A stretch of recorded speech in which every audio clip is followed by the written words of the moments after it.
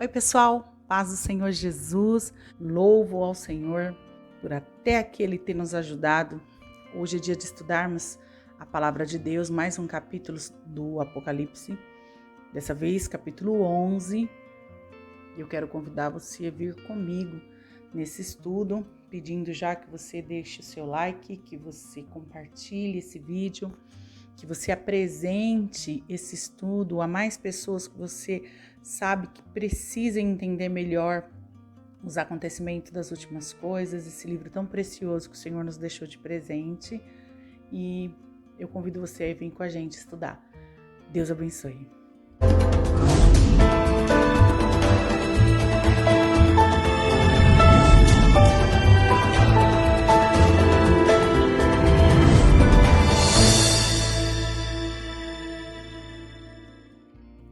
Foi-lhe dado um caniço semelhante a uma vara, e também foi-me dito: levanta-se e vá medir o santuário de Deus e os que a adoram no santuário. Mas deixe de lado o átrio exterior do santuário e não meça, porque este átrio foi dado aos gentios, que por 42 meses pisarão a cidade santa. Darei autoridade às minhas 2 testemunhas para que profetizem durante 1260 dias, vestidas de pano de saco. Estamos no toque das trombetas de Deus. Nós vimos até o 6º toque da trombeta de Deus. E antes do 7º toque dessa trombeta, ao soar da 7ª trombeta, há então esse interlúdio, como se estivesse trocando a cena. Ao invés de mostrar o resultado do toque das trombetas, mostra no mundo espiritual o que está acontecendo. Lembre-se que a igreja do Senhor Jesus ainda está aqui. O Senhor, ao soar da última trombeta, vai vir resgatar o seu povo e a sua igreja.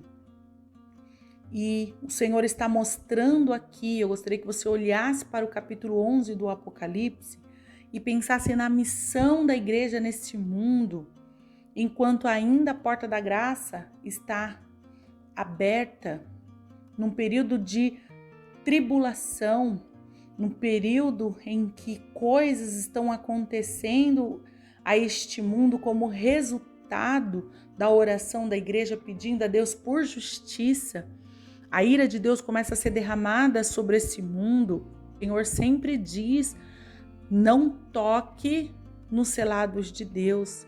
Selados de Deus é a igreja do Senhor Jesus aqui, aqueles que têm o Espírito Santo, o selo da promessa. E aqui é muito claro de que no capítulo 11 trabalha-se a igreja do Senhor Jesus ainda neste mundo, enquanto a ira de Deus é parcialmente derramada sobre o mundo, porque a igreja ainda está aqui. E o que é para a igreja fazer nesse período? Qual é a missão da igreja? Desde que o Senhor Jesus esteve nesse mundo, Ele nos deixou uma missão: proclamar a sua palavra, o seu evangelho a toda a criatura. O capítulo 11 do Apocalipse vem mostrar para a gente que, de uma forma poderosa, Deus vai usar a sua igreja na proclamação da sua palavra. E aqui o anjo diz a João: João, pega a vara de medir, meça o santuário de Deus, que é o altar, e os que adoram no santuário. Medir, nós podemos ver esse termo de medir o templo lá em Ezequiel, significa delimitar o espaço, proteger. E é exatamente isso que está acontecendo com a igreja. O Senhor está protegendo os que adoram no seu altar nesses dias terríveis em que a humanidade está começando a provar da ira de Deus. E aí o Senhor diz: meça o altar e os que adoram no santuário próximo ao altar. Ah, mas a cidade santa é só isso, o altar e o santuário? Aqui a Bíblia está dizendo, não é para medir o espaço exterior, porque lá os gentios também estão. Sabe o que me leva a pensar? Estão na cidade santa, mas não pertence ao Israel de Deus. Eu sei que dentro da teologia há uma interpretação de que aqui só diz respeito ao povo de Israel, de que aqui é porque o templo, do terceiro templo lá em Israel, em Jerusalém, vai ser reconstruído e aqui é só para o povo judeu. Mas seja sincero comigo, você que vem estudando junto, você consegue enxergar isso aqui? Essa mensagem é para a igreja, essa carta está sendo entregue a 7 igrejas da Ásia Menor, incluindo Éfeso, que é a igreja sede onde, segundo a história, João estava pastoreando quando ele foi preso na ilha e levado para a ilha de Patmos. E essa igreja tem os fundamentos teológicos pregados pelo apóstolo Paulo. Ele ficou por 3 anos pastoreando esta igreja. Essa igreja foi muito bem alicerçada na ideia teológica que Paulo pregava de que o Israel de Deus agora é a igreja. Em Efésios, capítulo 2, versículo 20 até o 22, em 1 Coríntios, capítulo 13, 16 e 17, ele vai falar também sobre o fato de que nós somos o santuário de Deus, nós somos a igreja, nós somos a habitação de Deus, nós somos o santuário de Deus. E aqui João está dizendo, a palavra que foi trazida a João, ele está dizendo, foi me dado um caniço semelhante a uma vara e também foi dito, levanta-te e vai medir o santuário de Deus. Essa ordem que é dada para que ele meça o santuário de Deus e os que adoram nesse santuário, mas deixe de fora o átrio exterior do santuário, não meça, então não há proteção para aquele que não é um cristão de verdade. Está no templo, está no santuário, mas está no átrio exterior, não tem intimidade com Deus, não tem vida com Deus, não tem compromisso com Deus. Então, a proteção vai vir nesse período de tribulação para a igreja do Senhor de verdade, aquela igreja que está disposta a testemunhar e aquela igreja que está disposta a morrer por causa do evangelho. Nós vamos gastar a nossa vida de qualquer forma. Nossa vida aqui, a Bíblia diz que é como um sopro. E nós podemos escolher gastar esta vida por amor, por reconhecimento e por entrega ao Senhor Jesus e ao seu Evangelho. Gastar a sua vida em favor do Evangelho é testemunhar de Jesus por onde você for e desta mensagem, dessa boa notícia de que há refúgio em Deus, há bênção em Deus, há vitória em Deus, há socorro em Deus, há refrigério em Deus, há vida em Deus, há uma eternidade em Deus. Essa é a mensagem que o mundo precisa ouvir, essa mensagem precisa ser pregada. Então, aqueles que entregam a vida para Jesus não têm a própria vida por preciosa. No período de tribulação, haverá uma grande perseguição contra a igreja. Uma perseguição que nunca houve. Olha para a história e você vai ver que a igreja foi perseguida desde os tempos antigos. A igreja foi perseguida desde o seu nascimento. Mas a Bíblia diz que nos últimos dias essa perseguição será terrível. E o cristão não pode ter a sua própria vida por preciosa. O cristão é aquele que testemunha, que é testemunha do Senhor, que ama a sua palavra e que não tem a sua própria vida por preciosa. Estas pessoas, o João recebe uma ordem de delimitar o espaço, medir, ou seja, guardar essas pessoas que estão no santuário, servindo diante do altar do Senhor. João recebe então essa ordem no versículo 3 diz: darei autoridade às minhas testemunhas para que profetizem durante 1260 dias vestidas de pano de saco.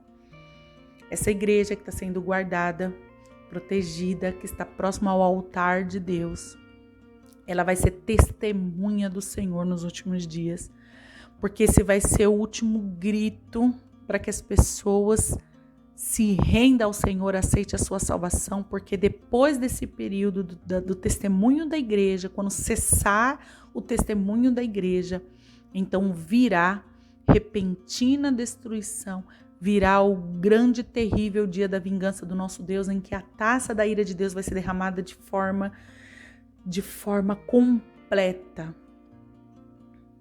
Aquelas orações que é feita diante do altar do Senhor pedindo justiça, essa justiça de Deus será feita no grande e terrível dia do Senhor, mas enquanto a porta da graça não fecha, o Senhor levanta as suas testemunhas e dá poder a elas. E vai ter um período que isso vai acontecer. E essa igreja essa testemunha vai estar vestida de pano de saco. O principal alvo dela não vai ser mundo, riqueza, poder político de nenhuma forma.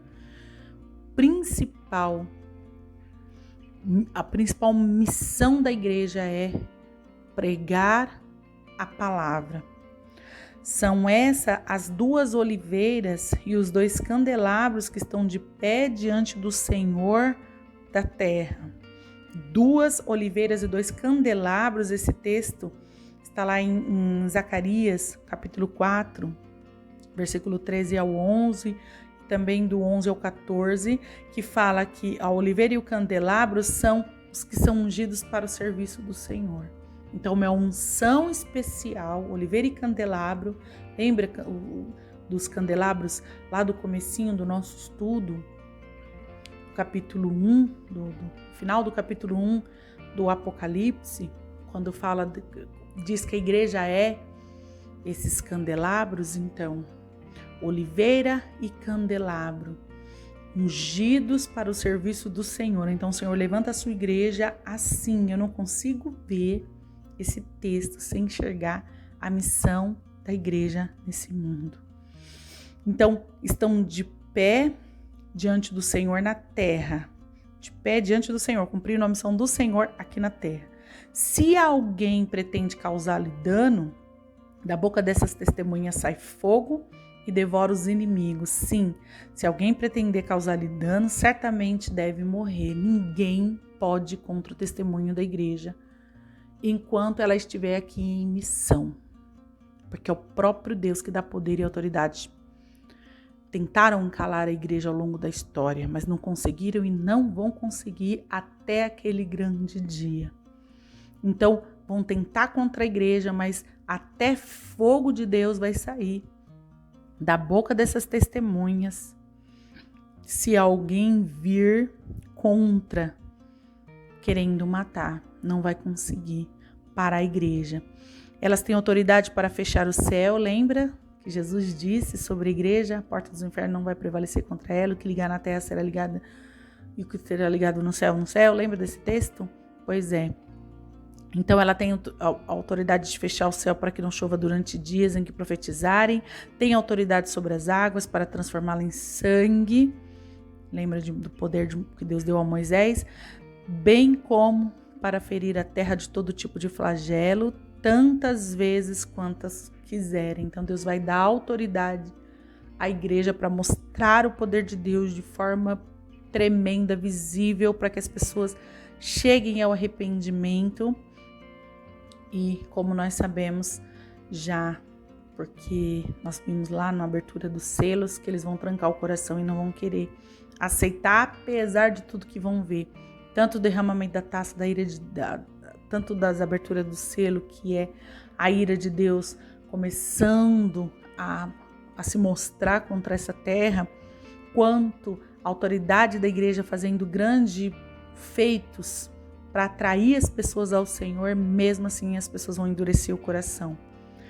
Versículo 7. Quando tiverem então concluído o testemunho que devem dar, que as duas testemunham, no momento da conclusão do testemunho, Jesus disse que quando a igreja desse testemunho, a boa notícia da salvação, fosse proclamada a toda a terra, então viria o fim. Então Deus tem um propósito. Ele sabe para quem anunciar o evangelho, o coração que está precisando, quem é que vai ser alcançado, ou que todos terão a oportunidade. Aqui no capítulo 11, acho que está mais referindo a isso, a oportunidade. Ninguém pode dizer que não teve chance. Então, quando concluir a pregação do evangelho, só aí, então, a igreja, ela será morta. E é a primeira vez que se refere aqui à besta. Mais para frente nós vamos ver mais detalhes, a manifestação da besta, do falso profeta. Mais para frente nós vamos ver o anticristo se levantando, mas aqui é a primeira vez que se refere. Quando a igreja terminar o seu testemunho, acontecerá uma grande perseguição e haverá a morte. Nós vimos quando o Senhor mandou as cartas às igrejas ali da Ásia Menor, e Jesus foi dizendo as características de cada igreja, o que precisava melhorar, o que estava bom, os arrependimentos que deveria chegar ao coração. No final das cartas, ele sempre dava uma mensagem de esperança, e em uma das cartas ele disse: "Ser fiel até a morte, dar-te-ei a coroa da vida." Ser fiel até diante da morte. E aqui nós podemos ver que esta igreja perseguida, ela vai ser fiel. Esse do átrio que o Senhor manda proteger, meça, para que João medisse esses da adoração para uma proteção. Essas pessoas aqui foram fiéis até a morte, morreram pela mão da perseguição.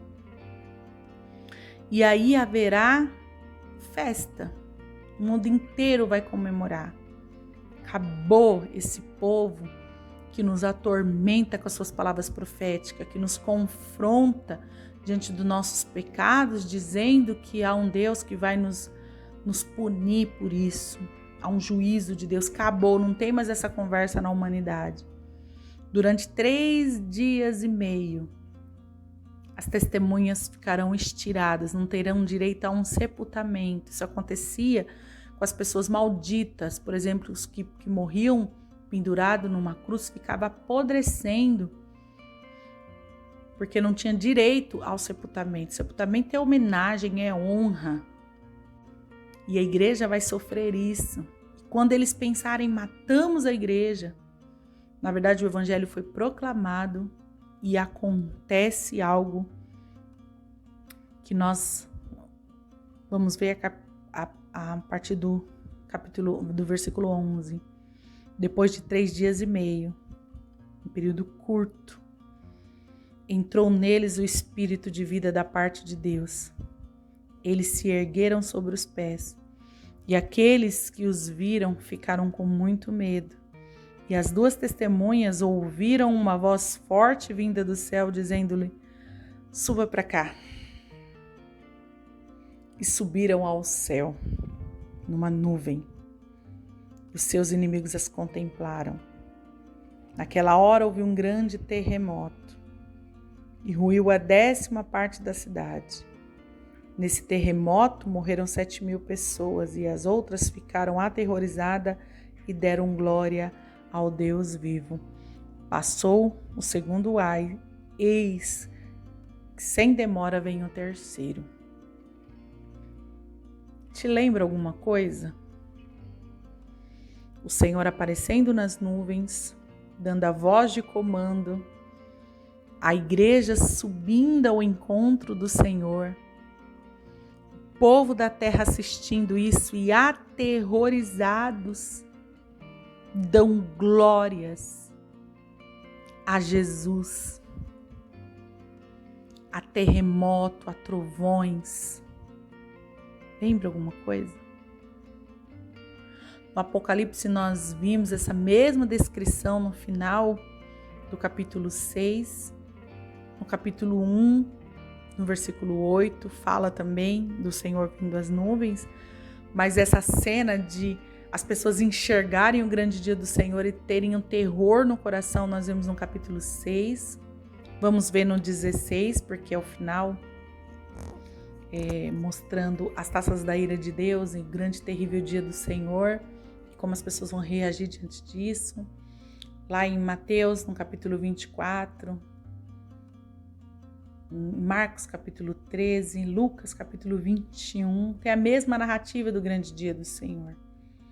Aqui, ao soar da sétima trombeta, diz o apóstolo Paulo, que o Senhor aparecerá nas nuvens. E nós, como igreja, vamos ao encontro do Senhor e todo olho vai ver o Senhor vindo sobre as nuvens com poder e grande glória, e nós iremos ao encontro dele. Essa é a narrativa desse texto, do capítulo 11. O que acontece no céu no momento como esse, que Jesus vem buscar, resgatar a sua igreja sofrida, perseguida, diante das tribulações, diz assim: o sétimo anjo tocou a trombeta e houve no céu vozes fortes dizendo: o reino do mundo se tornou do nosso Senhor e de seu Cristo, e ele reinará para todos sempre. Finalmente, vem o reino de Deus para esse mundo. E essa é a adoração que acontece no céu.